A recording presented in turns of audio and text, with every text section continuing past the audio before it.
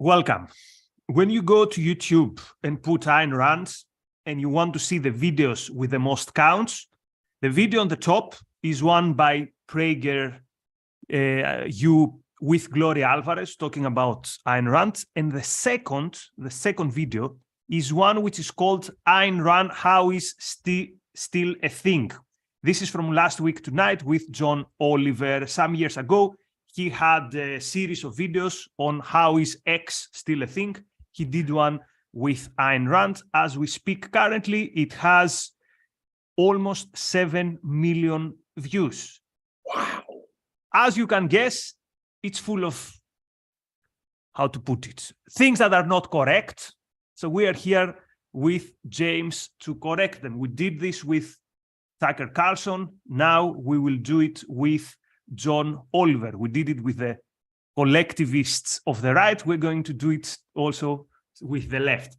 But before we jump in the video, just a message from our very generous sponsor. So today's episode is sponsored by Quent Cordair Fine Art, and we are very much thankful to them. So Quent Cordair Fine Art has been making the world an even more beautiful place for the last 27 years. They specialize in romantic realist paintings and sculptures, and the gallery's collection emphasize themes which celebrate the moments of happiness, joy, and success that are possible for us human beings on Earth. So you can understand they're also related to Ayn Rand's vision. So you can acquire art you will want to live by visiting them online at cordair.com or in their Napa, California and Jackson, Wyoming locations. And you can also find the new Ayn Rand Porter prints. And for every print you purchase, $25 will be donated to Ayn Rand Center UK. Just use the code ARCUK. So a huge thank you to Cordair Fine Art. Time to jump in the video. Time to jump in debunking Ayn Rand, How is Still a Thing? Let's go. Ayn Rand became famous for her philosophy of objectivism, which is a nice way of saying being a selfish asshole. No, continue. Why is it good to want others to be happy? You can make others happy when and if those others mean something to you selfishly. Okay, Rand so illustrated you already from the first, you realize that this video is not even interested in being funny, it's interested in making a smear. So the first line that they give us from Ayn Rand is an out of context line, which is very non-generous. It's the line that says, why be good to others? This sounds like she says you shouldn't be good to others, but notice that then they edit and they paste another line from some seconds later where she says, you can make others happy when and if those others mean something to you selfishly. And my question is, who disagrees with that? Right. Whose priority is to make happy, for example, not your children, but a random child in Australia? Now, you want all children to be happy. We are benevolent people. But is there any doubt that you prefer to make happy people close to you? Like the guy who made the video, does he prefer to make happy, let's say, his girlfriend or a person who despises him? Like, would you rather make happy, I don't know, Osama bin Laden or a teacher who has really helped you? Like, I don't understand what is so controversial here, James? No, so what he is asserting, if we can reverse his logic, is you have no right to be an asshole to Adolf Hitler. Okay, so he's defending being nice to Adolf Hitler from what I can tell on the face of it. Ayn Rand is saying be good to people as they deserve it. As they deserve it. Apparently, being good to people has no connection to dessert or earning a reward or being a decent person in this guy's mind. And so he thinks being an asshole to anybody, apparently, is always wrong. That would be the only way in which you could connect his assertion and the quote from Ayn Rand. Ayn Rand is saying, you don't have to be friendly to Adolf Hitler. This guy apparently is saying, you cannot be an asshole to Adolf Hitler. You can't even be an asshole to Adolf Hitler, much less be violent against a thug, a monstrous thug of that dimension. That is where I would go with that. Which begs the question, why then are they being jerks with Ayn Rand if you are not We could be an asshole to Ayn Rand. Who's merely implying you could be an asshole to assholes, but be good to people who deserve it. Apparently, desert has nothing to do with whether or not you are an admirer or an asshole to somebody in his view. And notice it's just asshole. He's not saying use force. He's just saying I disagree or be rude or turn your back on. You can't even turn your back, I guess, on Adolf Hitler or Osama bin Laden in his view. So. But you get that from the beginning. It's like, okay, we are going to portray her in a way as sad as possible. And again, it's okay to make a funny video, but the problem is that's not even fun based on something which is actually funny or true. But let's go on. Why? Beliefs in novels like Atlas Shrugged and The Fountainhead. Stories of rapey heroes complaining about how no one appreciates their true genius. Stop. Stories about rapey heroes that complain that no one appreciates their genius. First point, who are the rapey heroes? I don't know any rapey hero. Now, the sexuality scenes are not for anyone's taste, but this doesn't mean that the heroes are for everyone's taste, but this doesn't mean that the heroes are, quote, rapey. Rapey is something disgusting. It's a violation of someone's right. No one is rapey when it comes to the heroes. But here's the other interesting stuff. Apparently, the characteristic of the heroes is complaining that no one appreciates their genius. These are literally the villains. Sorry, I have to laugh at that. That is the exact opposite of Ayn Rand's whole. Howard Roark never complains. Howard Roark is not a complainer or an explainer. He's a doer, and he's reaching out to only those who, with their own honest, independent judgment, appreciate his work. And he's engaging in an individual, person-by-person, client-by-client basis in evaluating these people. And he's not, the characteristic of Howard Roark is that he is not a complainer. He really doesn't care what his opponents think. He tells Ellsworth Toohey, I don't think of you, sir. He wants Dominique, who is messed up, by the way, at the beginning of the story, to stop considering what other people think. Dominique is the, quote, complainer, if you will, and she's messed up in that regard. Now, going back to the first statement, rapey, Ayn Rand, of course, very famously described that scene. She said, if it was rape by engraved invitation, and readers of the novel will be able to see that quite clearly. Moreover, there are psychological issues with Dominique at that point in the story, and Ayn Rand makes that clear. So this entire thing, in my view, is another outright lie, distortion of Ayn Rand's views, a total misrepresentation of the Fountainhead. Having said that, I'm not a big fan of that scene, but as you say, this scene has to do with Dominique's psychology and the ways he views sexuality because of the really bad ideas that he has at that point. So this is the fantasy of Dominique, not the fantasy of Roark, to put it this way. But that's another discussion. So yeah, apparently the heroes complain. It's the exact opposite. The archetypal hero of Ayn Rand is this, let's call him the Sigma male, who is only focused on his own thing. He wants to do his work. He doesn't care about what other people will say. Roark is dragged to the court. He's dragged to the court, the first case, to defend his work. He doesn't bother. He just shows them the picture and says, judge for yourself. I rest my case. And now here's the funniest part of all. The funniest part of all. So the video tells us that these are people who complain and listen to the quote by Howard Roark that supposedly supports this take, that these are whiny people who complain. Let's listen to the quote. My work done my way. Nothing else matters to me.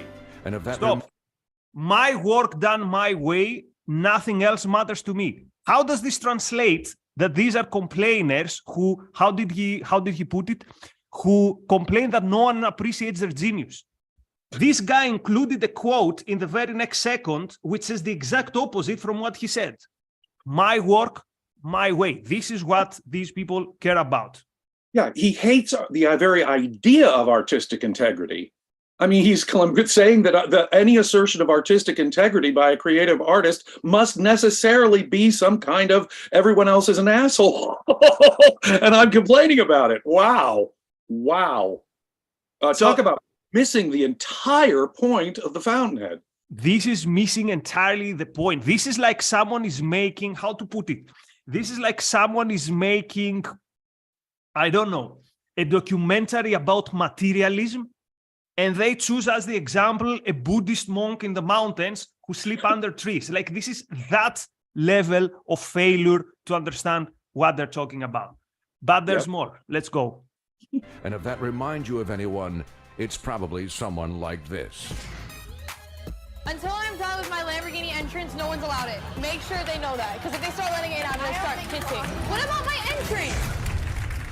Ayn Rand has always... So here you see again someone who the only relationship they have with Ayn Rand is that this is how Ayn Rand portrays the villains in the novel. Precisely. I don't really hear what she says. I think she says something like, until I have my Lamborghini, no one else has. No, the whole motive Ayn Rand had. You know the story of how Ayn Rand was inspired to write The Fountainhead? She knew a woman who was an assistant for David O. Selznick, the famous Hollywood producer. And what do you want out of life? She said, well, if someone has one car, I want two. If someone has this, I want more. And Ayn Rand started thinking about that and saying, that's total second-handedness. That's you're defining your values by what other people think of as values.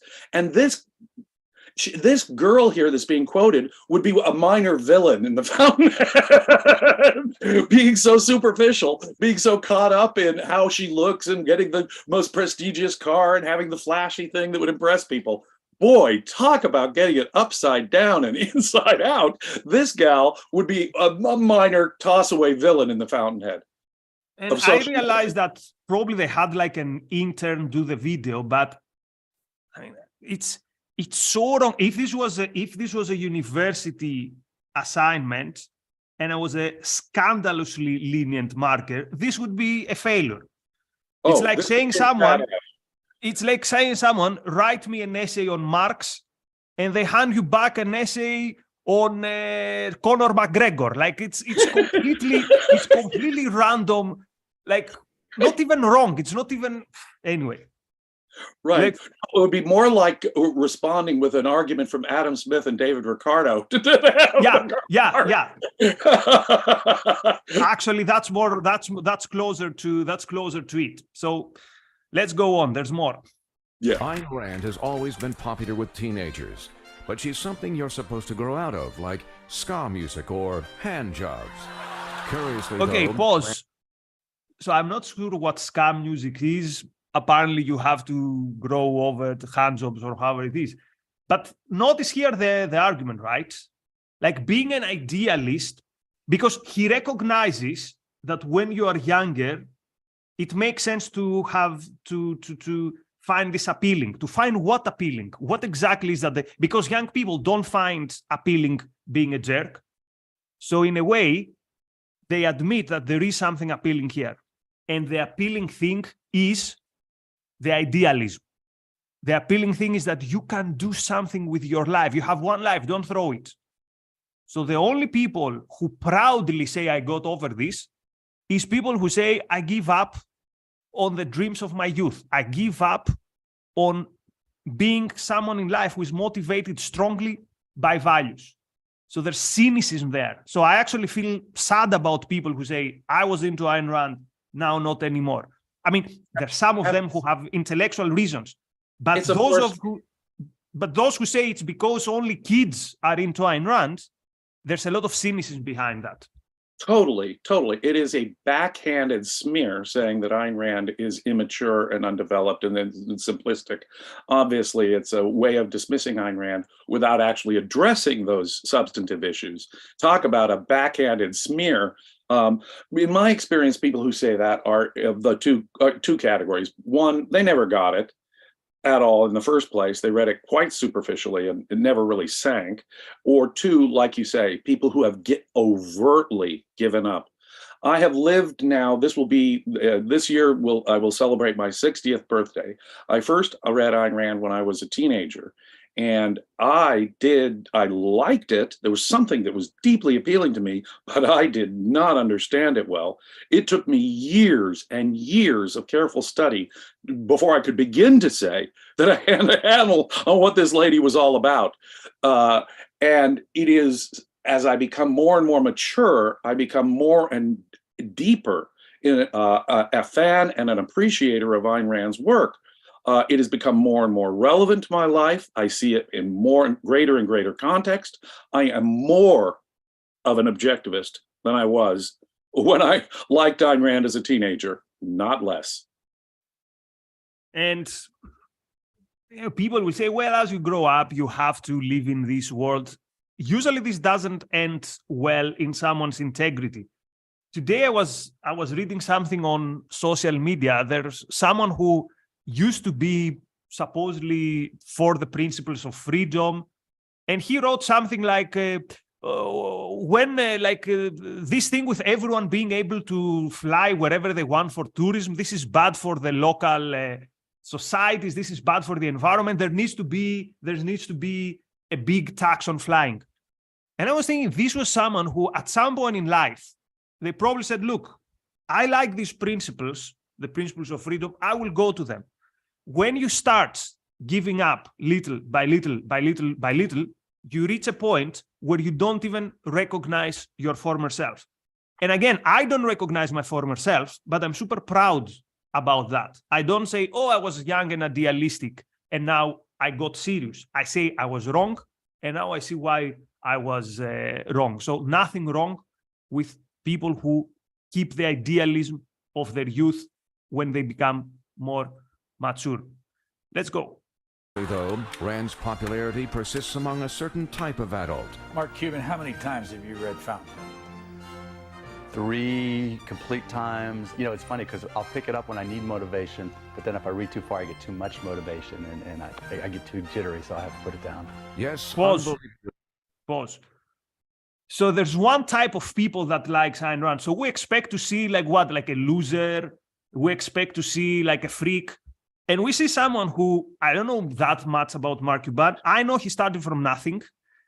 I know he became successful in 50 different fields. And I know for sure one thing. He got the Dallas Mavericks and he got an NBA ring facing one of the best teams of all time. He was facing the Miami Heat with LeBron, Boss, and D. Wade. And the only star in his team was Dirk Nowitzki.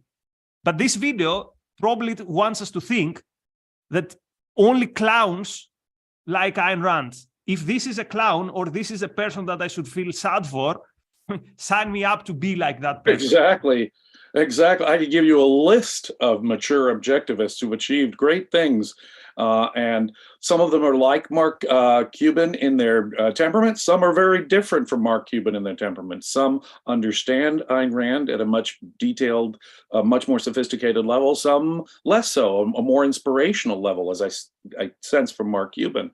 But this, I think, the mask is slipped. This is going to boil down to a big ad hominem based on a series of little ad hominems. Let's see what happens next. Unbelievably, Mark Cuban's favorite book is about a misunderstood visionary who blows things up when he doesn't get his way. Cuban even Pause. Howard Roark blows things up when things don't go his way. He didn't get his way, don't you know? That was just it. His idea was not stolen from him. His contract with Peter Keating wasn't violated. He can be abused, and the arguments used against Howard Roark, he can be used and in fact enslaved, and his work can in fact be stolen from him. That's things not going his way, you see. Theft, in this guy's view, is a whiny complaint about things not going your way. By the way, things don't go Rourke's way for 3/4 of the book. Right. And he doesn't blow up. Until there's a massive theft of his property. Unless there's a massive injustice and theft, as you said, against what he created. So you're going to get a lot of more ugliness in this video. You know where you are not going to get ugliness. In Quent Cordair Fine Art, who are the sponsors of today's episode, and we say a big thank you to them.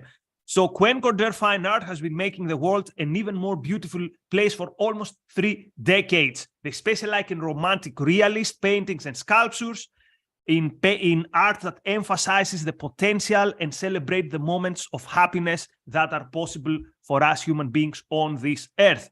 You can get your art either by visiting them online at cordair.com, you will see the link below, or in their Napa, California and Jackson, Wyoming locations. And remember, if you want Ayn Rand portraits, you can use the code ARCUK, and for every purchase, $25 will be donated to Ayn Rand Center UK. I know who is not going to order these portraits. It's the John Oliver people. So let's see what else they have to say about Ayn Rand. Cuban even named his 287-foot yacht Fountainhead, because sometimes having a 287-foot yacht just isn't enough to warn people you're a douchebag. Pause. First of all, the laugher behind is canned, so that's already a bit sad.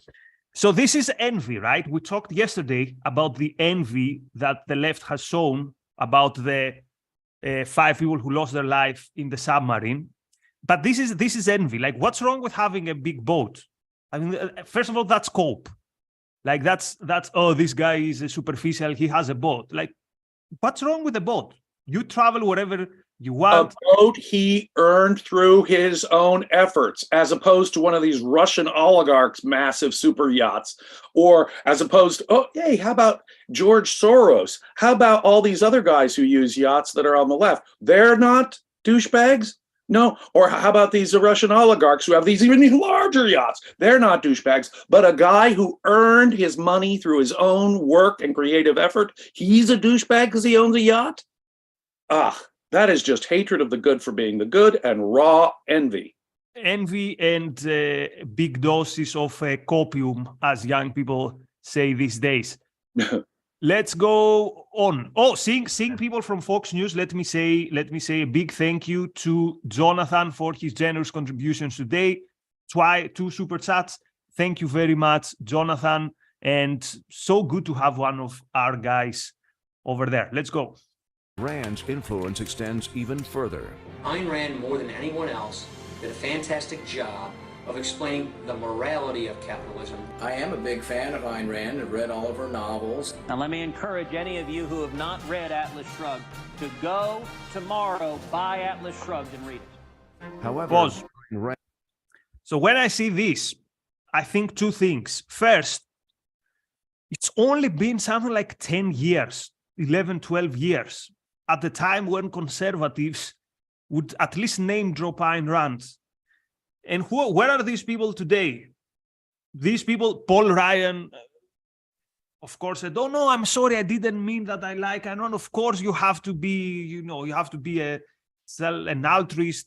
So that's that. Rand Paul and Ted Cruz, I've seen them saying things that would make them more like the villains of Atlas Shrugged, things against big tech, or them wanting to regulate big tech.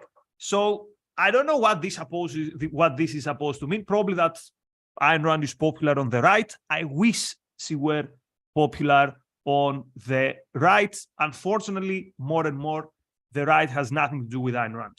Can you imagine arguing against, say, now let's take a left-leaning novelist of the 20th century, a guy like John Steinbeck. Can you imagine listing the fans, the dubious, questionable fans that maybe don't even understand John Steinbeck, or just in general using the guy's fans and zeroing in on some of those to critique John Steinbeck? Everyone would see that is a ridiculous argument from authority, absolutely irrelevant. What they're afraid of, and you're absolutely correct, Ayn Rand has had precious little actual influence on actual politics in America.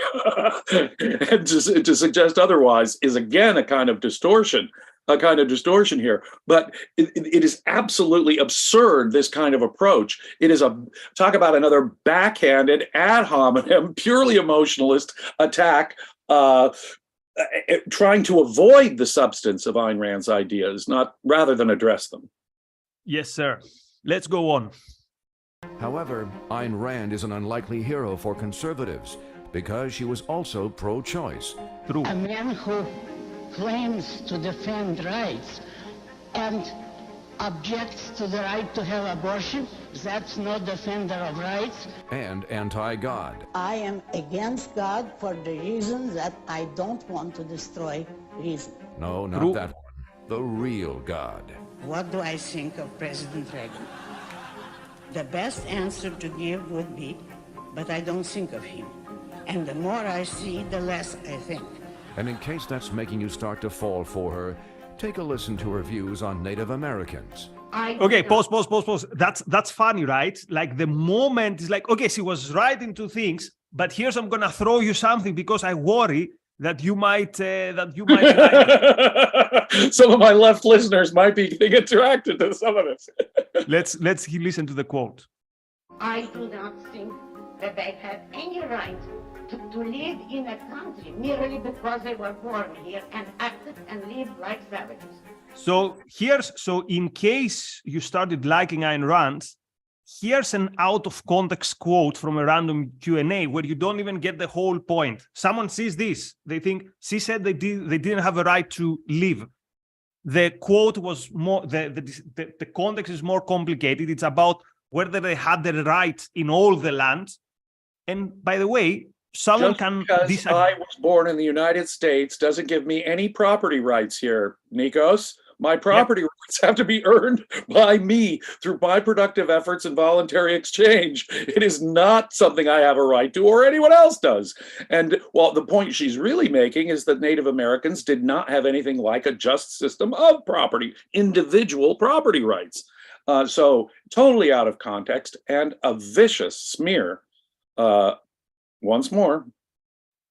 And we even did a discussion within ARCUK on her views on Native Americans. Not all objectivists agree with, even within that context, with her views. I don't remember if I was on the side of she was wrong or whether I was the referee, because I don't, even within that context, I don't like that quote. But hey, it was half a century before. Things were different even in historical knowledge. I've seen, for example, that Ayn Rand was wrong on historical events, in her evaluation of historical events, based on the knowledge she had back then. Like at some point, she says something about the German elections of 1933, about how the communists voted and how the Nazis voted, which today we know it was definitely not true. Ayn Rand made a couple of historical errors that I myself have noted, and she's that's not the point. Her underlying point, I think, is always correct, even when we correct for her factual knowledge there. But I was the defender of Ayn Rand's position on Native. At my sides, it was an extemporaneous comment from a Q&A. It wasn't a speech she made about Native Americans. And I know Ayn Rand would have gone into the philosophical, she'd gone through the whole philosophical issue from top to bottom. This was an extemporaneous answer in a Q&A session. I think that also needs to be borne in mind, but I also happen to agree with her. And I wonder if our producer would be kind enough to put the link to that discussion in the show notes. So, okay, then I was the referee. Or no, maybe I was me against you. I don't even remember. It was It was during the second lockdown, so all this is like a mess in my head. It's like too much things were happening back then. Okay, let's continue. Why would conservatives hold up as their idol someone who says things like that? Especially when there are so many other advocates for selfishness they could choose, like Donald Trump. Part of the beauty of me is that I'm very rich. Or Drake. I'ma worry about me, give a about you. To basically anyone on Bravo. Okay. That's somewhere here is the end of the video. So I don't know what Drake lyric says. I don't know what these ladies say. I think I've seen the meme with the this and the cat. I don't know it's from the same TV series, but I know Trump. So Trump apparently is an example of selfishness. Again, Trump is, if you understand how Rand means selfishness, he completely lacks it because he lacks self-esteem. He's a second-hander. What does this mean? For Trump to feel great, he needs to get this greatness from the outside. He needs people to tell him how great he is. Again, this is literally the exact opposite from Ayn Rand's heroes. in the novels, the Ayn Rand hero, to use the language of the Zoomers, it's more like the Sigma male who doesn't need much. He's on his own work rather than anything remotely related to Trump. And if you want to know more about what objectivist thinks about Trump, just Google Ayn Rand Institute Trump, and you will find loads and loads and loads of stuff, not to mention also in this channel. So Trump is more like the Ayn Rand villain rather than the Ayn Rand hero. Oh, he's a classic Rand villain. Talk about once more getting it inside out, upside down, and a total misrepresentation of Rand's views. Again, using someone who says, yeah, I like this as the attack is wrong on methodological grounds anyway. There are all kinds of people who give lip service to their to another side and have no idea what they were talking about. This happens over and over and over again. Again, as a university paper, this is an F. You don't get to use these second and third hand sources to tell me what the first hand source, what's wrong with this first person that you're trying to critique. That would be totally inappropriate. You have to connect the dots.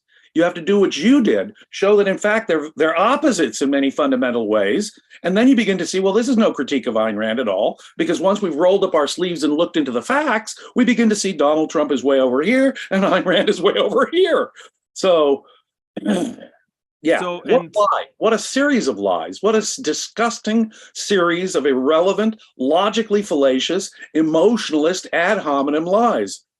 And the fun thing is that Ayn Rand actually predicted that some people will be stupid enough to fall for this type of stuff. And she and her and people around here wrote essays about that. What about the essay, for example, Selfishness Without a Self by Ayn Rand, or Isn't Everyone Selfish by Nathaniel Branden? They make exactly this point. Exactly. Someone who sounds like a douchebag and is like, look, I'm so, he goes in your face and says, look, tell me how great I am.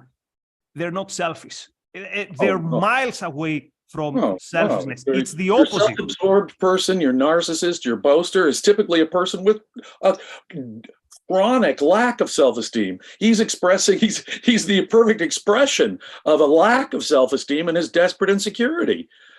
He's not the quiet confidence of Howard Rourke or John Galt, is he?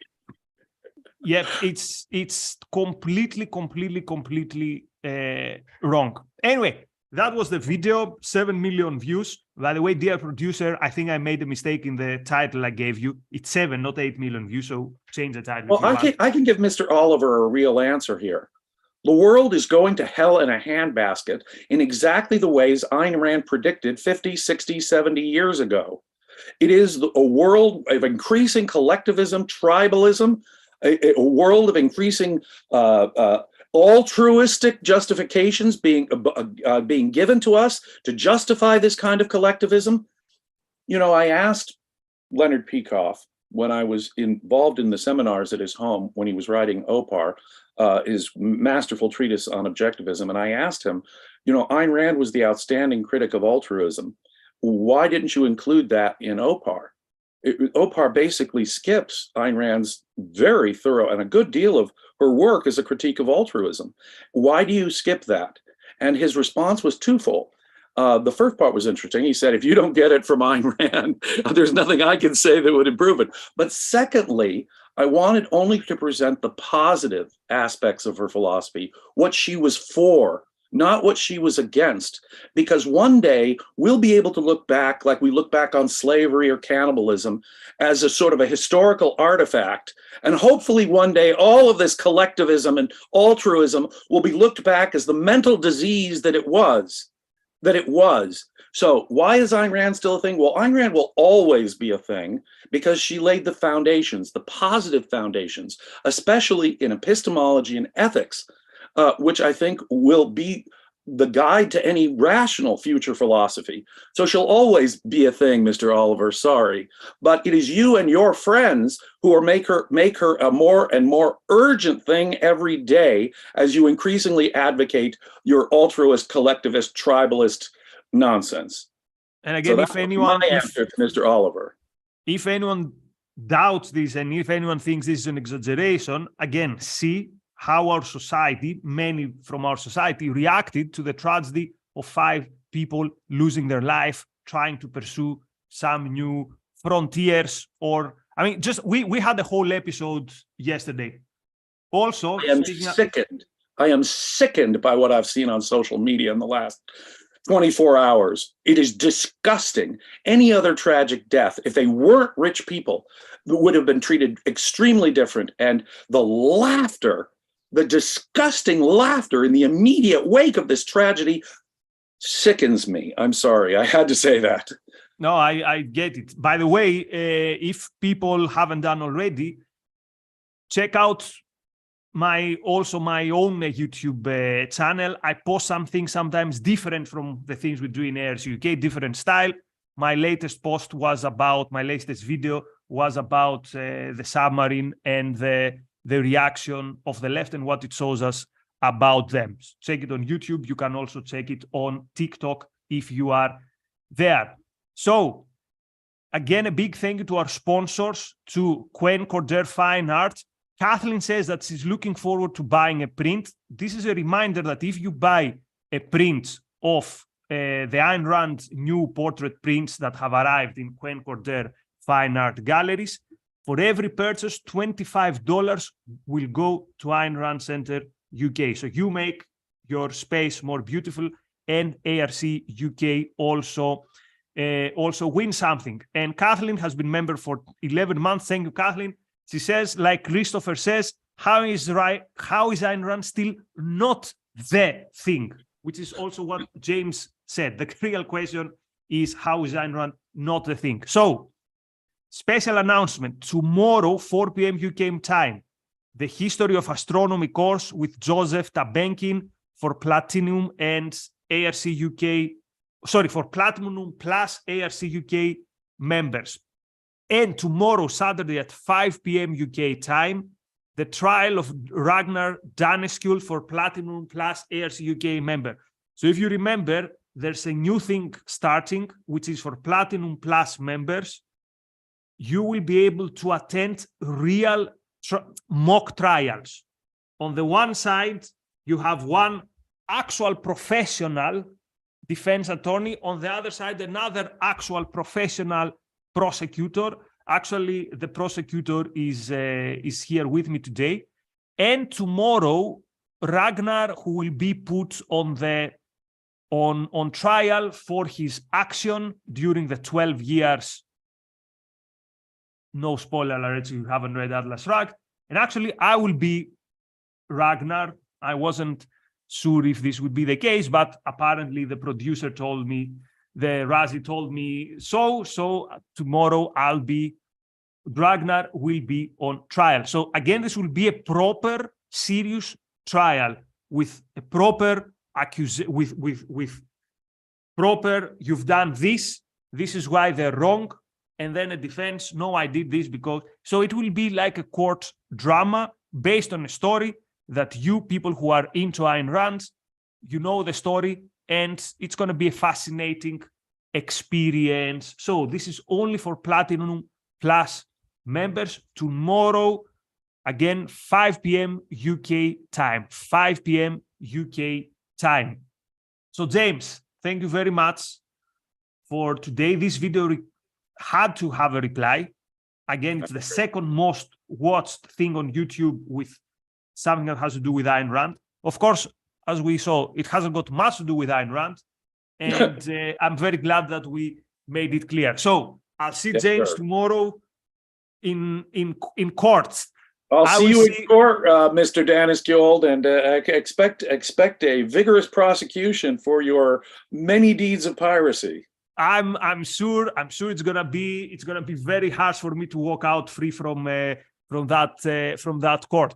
Many thanks to those of you who watched. We appreciate your time, and we also appreciate your support. And a huge thank you to Quent Cordair Fine Art for sponsoring this episode.